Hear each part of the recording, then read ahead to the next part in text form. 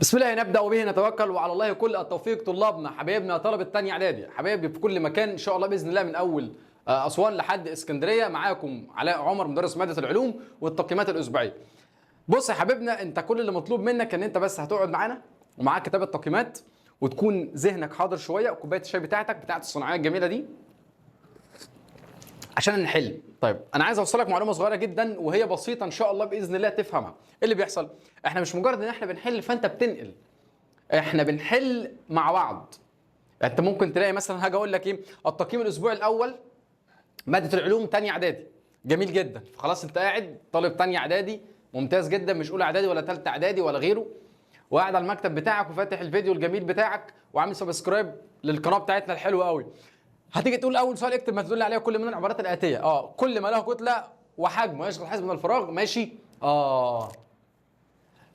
توقف في اللحظه دي، المستر هيقول مين؟ هيقول الاجابه. طب خلاص انت تشوف نفسك هتعرف الاجابه ولا لا، ولازم تكون قبلها مذاكر كويس جدا جدا جدا، سواء من الفيديو بتاعنا، سواء من المدرس بتاع المدرسه بتاعتك الجميل، سواء من ايا كان المصدر بتاعك، لازم تكون جاهز للاجابه. طب لو انت عطلت عن الاجابه، تشوف بقى ان علاء عمر بيقول ايه، ان كل ما له كتله وحجم ويشغل حيز من الفراغ ويسمى الماده. طيب خد بالك، انا عايز اقول لك معلومه كمان جميله جدا، وهو التقييم الاسبوعي بتاعك ده صغير، يعني الناس راحمين بيك شويه بتاع تانية اعدادي علشان عارفين ان منهجك رخم شويه او طويل شويه، فهم مسهلين عليك في اول تقييم اسبوعي. كل ما له كتله ويشغل حيز من الفراغ او في واللي ليه حجم بنقول عليه ماده. يعني القلم ده ماده، الشاي ده ماده، او الكوبايه بمعنى اصح اللي انا ماسكها دي كلها عباره عن حالتين من حالات الماده. اللي جوه ده ماده، حاله من حالات الماده وسائله، وخد بالك هي سخنه، وانت متهيألي عرفت الكلام ده، لان طبعا الحاله لو لو ساخنه غير لما يكون في درجه حراره مرتفعه، غير لما يكون في درجه حراره منخفضه. ده بالنسبه للانتشار بيكون اسرع في درجه الحراره المرتفعه ويكون ابطا في درجه الحراره المنخفضه. انما الكوبايه الازاز دي صلبه، ماشي، وهنعرف الكلام ده كله واحده واحده مع بعض. طيب تاني سؤال بيقول لي حاله من حالات الماده. واحنا كان عندنا كام حاله من حالات الماده يا مستر؟ الثلاثه ده كان زمان، ثلاثة ده كان زمان قبل ما تخش تانية اعدادي، قبل ما تعرف في المنهج الجديد الوزاره اضافت لنا حاله رابعه وهي تسمى حاله البلازما. يبقى عندنا اللي هي شغاله دلوقتي التكييف اللي مروق علينا ده.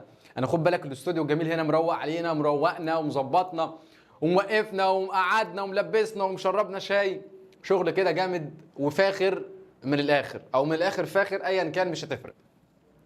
فهي حاله من حالات الماده اللي هم الاربع حالات: حاله صلبه، سائله، غازيه، وحاله البلازما. الحالة هنا بيقول لي من حالات المادة لها شكل محدد، ليها شكل محدد وثابت كده بالنسبة للحالة دي، وحجم ثابت. وهنا بنقصد الحالة بتاع المادة اللي هي الحالة الصلبة. وكده أقرب مثال لينا وهو المثال بتاع مين؟ التلج، حبة رملة، قالب طوب، الإزاز ده ثابت. أنا الكوباية دي كده من غير بقى الشاي اللي فيها، لو أنا حطيتها في جيبي حالة صلبة مش هتتغير. طب حطيتها في جيب اللي ورا برضه نفس الوضع. طب شلتها فوق دماغي، بص كده، بص الشاي اهو، الشاي وشايف الشاي اهو، اهو بمشي بيه كمان اهو، محدش يقدر يقول لي لا. ليه بقى؟ حاله صلبه. بس انا ممكن امشي بالكوبايه لوحدها لو ما فيهاش شاي، عشان اخاف الشاي يقع عليا يا حبيبي، انا عارفك عيل نصاب. فبالتالي ليها حجم، فيها لها شكل ثابت وحجم ثابت مهما اتغير. لو انا حطيتها في كيس بلاستيك، حطيتها في كرتونه، حطيتها مش عارف في الهواء، حطيتها فوق السطح، حطيتها تحت، حطيتها هنا، حطيتها هنا، شكلها ثابت وحجمها ثابت. اشمعنى؟ هنعرف دلوقتي في اسئله تعلل كتير، ما تستعجلش. لان انت لو كنت فاكر زمان اللي هو مثلا ممكن يكون من اسبوع من اول ما بدات تاخد الدرس ده، نكتب هنا طبعا الماده، نكتبها بالاحمر، احمر جميل.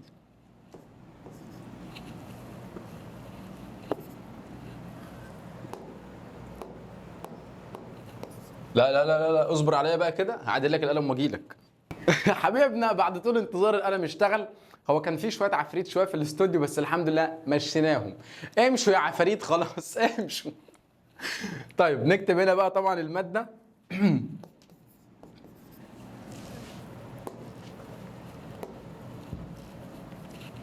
جميل جدا. حاله من حالات الماده وهي لها شكل محدد وحجم ثابت. هنا بنتكلم على الحاله الصلبه. لو احنا فاكرين يا شباب ان الحاله الصلبه، خد بالك، بص بص بص بص، نجم مين؟ نجم العلوم. واد شبح كده جينيوس ماشي، لا اي ولا زي. هتلاقي ان الجزيء واقف جنب اخوه او قاعدين جنب بعض اخوات، دي كلها اسمها جزيئات. ولما احنا اتفقنا وقلنا ان الماده هي عباره عن ايه؟ مكونه من مجموعه من الجزيئات او الجسيمات، وكل جزيء مكون من ايه؟ ذرات. جميل جدا. في الحاله دي احنا هنمسك شويه الجزيئات. الذرات دي احنا اتكلمنا عليها لو انت كنت فاكر في اولى اعدادي، لما اتكلمنا ان الذره وحده بناء وتركيب الايه؟ اي ماده، وجواها شويه يعني النواه، وجواها جسيمات دون ذريه، بروتونات والنيوترونات. بروتونات موجبه الشحنه، والنيوترونات متعادله الشحنه، وبيلف حواليها مستويات طاقه. وهذه مستويات الطاقه هم 7 طبعا مستويات رئيسيه. كل مستوى طاقه بيلف فيه مجموعه من الالكترونات، وبيلف بسرعه فائقه جدا، والالكترونات سالبه الشحنه. جميل جدا. واقل كتله جدا جدا جدا بتساوي 1 على 1836 يو. ما انا مش هسيبها الا لما ايه؟ تخلص، عشان بحب اشربها سخنه. هتلاقي الجزيئات دي انا بقول لك يعني كلمه مهمه جدا، وهي بتعبر عن ايه؟ ان كل جزيء قاعد جنب اخوه، كلهم متماثلين، فبالتالي الماده الواحده الجزيئات اللي فيها متماثله. مش هتلاقي جزيء الماده الواحده مثلا مش هتلاقي فيها الجزيء مختلف عن الثاني، لا ده هم كلهم جزيئات متماثله كويسه جدا. دي حاله صلبه، فبالتالي لا يوجد مسافات بينيه بين الجزيئات، تكاد تكون منعدمه. طب وايه تاني؟ وبقول لك ان قوه الترابط قويه جدا. قوه الترابط والتجاذب بين الجزيئات قويه جدا جدا جدا. طب ليه يا مستر؟ قال لك لان دول برضو نفس الجزيئات ومتماثلين، سواء ماده صلبه كمثلا ايه؟ حديد، كتلج، ايا كان، هم نفس الايه؟ الجزيئات، وهم متماثلين. فده بيعمل لي حاجه جميله جدا، قوه ترابط قويه جدا. نيجي عند السؤال الثالث وبيقول لي حاله من حالات الماده لها القدره على الانتشار. احنا اتكلمنا كلمه الانتشار لو انت فاكر كان خصائص الفيزيائيه للماده. خصائص الفيزيائيه كانوا 3: الشكل، الحجم، الانتشار. هنا طبعا الحجم وقابليه الانضغاط. الشكل في حاجه غريبه ماشي. الشكل والانسياب وقابليه الانسياب بالنسبه للصلبه والسائله والغازيه. وثالث حاجه يبقى احنا اتكلمنا على الشكل والحجم والانتشار. دول الثلاث خصائص الفيزيائيه بالنسبه للماده. هنا بنتكلم ان حاله من حالات الماده لها القدره على مين؟ على الانتشار. بتنتشر هنا يعني بتبدا ان هي تاخذ، او يعني مثلا ادي جزيء، وادي الثاني، وادي الثالث، وادي الرابع. دي مسافات بينيه. فتلاقي ان الماده الثانيه اللي هي المفروض تنتشر في هذه الماده تتخلل المسافات البينيه بين جزيئات ايه؟ الماده. يعني دي مثلا ماده سائله، هنفترض ان هي ماء، فالمسافات البينيه بين الجزيئات في الحاله السائله او في شويه الميه دول في مسافات بينيه، بس مش كبيره قوي زي الحاله الغازيه، ومش صغيره جدا جدا جدا جدا جدا زي الحاله الصلبه. ففي مسافات بينيه. مين اللي بيخش جوه المسافات البينيه؟ الماده الثانيه. زي مثلا لو جيت حطيت ملح وقلبته فنلاقي انها بقت ميه بملح. ده نتيجه ايه؟ ان الملح هنا بدا يتخلى المسافات البينيه بين هذه السائله وهي الماء. طب ايه هي بقى الحاله من حالات الماده التي القدره على الانتشار والانضغاط؟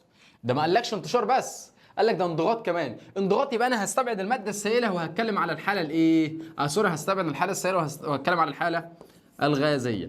خد بالك هنا التقييمات في عندنا حاجه ممتازه جدا. واول سؤال مثلا كان جه في شبرا، حبايبنا بتوع شبرا احمد والناس حبايبنا، احمد صبري، الناس اللي ماسكه القناه منورين جدا. اجدع تحيه واحلى مسا من مستر علاء عمر لاحلى ايه؟ ناس في شبرا. القاهره 2026 يعني السنه اللي فاتت، يعني السنه اللي هتيجي بعد كده ان شاء الله 2027. يعني بقول لحضرتك ان ده منهج كان من السنه اللي فاتت بس، ما كانش اللي قبلها، كان لسه جديد السنه اللي فاتت. والحمد لله اشتغلنا وعملنا شغل كويس جدا الحمد لله، كرم من عند ربنا. واللي بعدها دي كان عين شمس، والثالثه دي كان جنوب بورسعيد، محافظه بورسعيد من الايه؟ من الجنوب كده بالظبط. طيب السؤال الرابع بيقول لك حاله من حالات الماده. ما هو في الجزء الاولاني ده في التقييم الاسبوعي الاولاني هتخش الفصل ايه؟ هتلاقي المدرس بتاعك بيبدا يكلمك عن حالات الماده وخصائص حالات الماده وكل حاله عن الثانيه والتفصيل وشويه حاجات ممتازه وجميله جدا، فلازم تكون متذكرها وكويسه جدا بالنسبه لك علشان تقدر ان انت تأدي فيها وتحل. يعني الموضوع لذيذ جدا.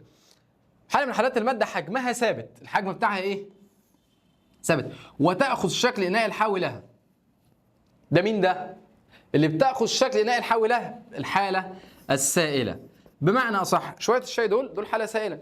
هنفترض ان هم ميه مثلا، لو انا حطيتهم في الكوبايه دي كده هياخدوا شكل هذه الكوبايه بهذا الشكل الايه الدائري. لو انا حطيتهم في فنجان هياخدوا شكل الفنجان بالتضليعه بتاعته الجميله. لو انا حطيتهم في كاس نفس الوضع. لو انا حطيتهم في حله في طبق في طشت بمعنى اصح. كنت في مره بشرح فمن عمال عايز اوصل المعلومه، فطبعا مكسوف اقول كلمه طشت مراعاة لاحساس البنوتات الجميلات اللي قاعدين قدامي.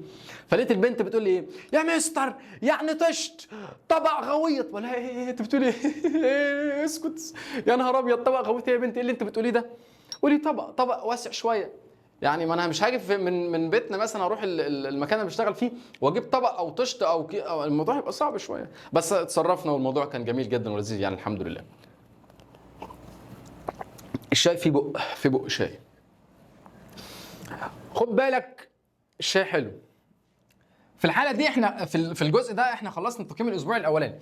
لكن لو هبدا ان انا اديك اسئله فممكن اديك كام سؤال كده بالنسبه لي، وانت بالنسبه لك تبدا تحلهم وتحطهم في الكومنتات، وهنعمل شغل كويس جدا ان شاء الله. يعني مثلا لو هقول لك اعمل لي جدول كده منظم وبسيط بتتكلم فيه ان وجه المقارنه بين الحاله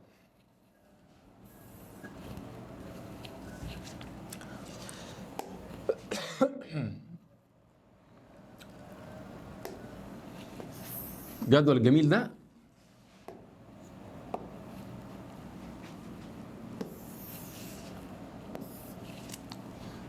ادي ده كده وجه المقارنه.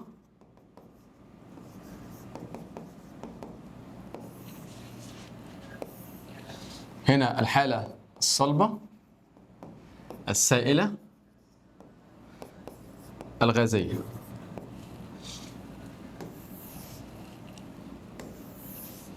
لو هنتكلم على الشكل بالنسبه لخصائص حالات الماده، لو هنتكلم على الشكل وقابليه الانسياب، او هنتكلم على الحجم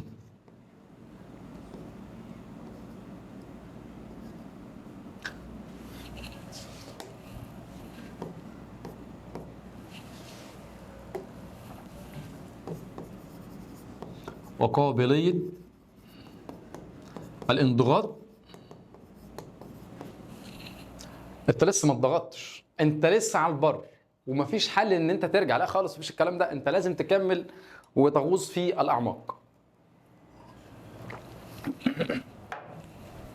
حدد لنا ترابيزه صغنونه هنا عشان نحط عليها مثلا الحاجه بتاعتك، تليفونك، نظارتك، الشاي بتاعك.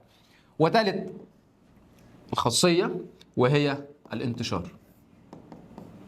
لو انت هتتكلم عن الحاله الصلبه والسائله والغازيه بالنسبه للثلاث خصائص دول من غير رسومات، مش عايزك تتكلم بالرسومات، انت ممكن تزود يعني مثلا لو انت عايز تعمل شغل عالي بقى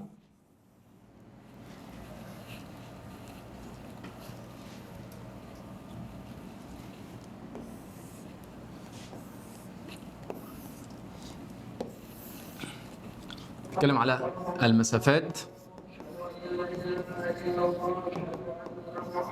بينيه. تتكلم على قوة التجاذب.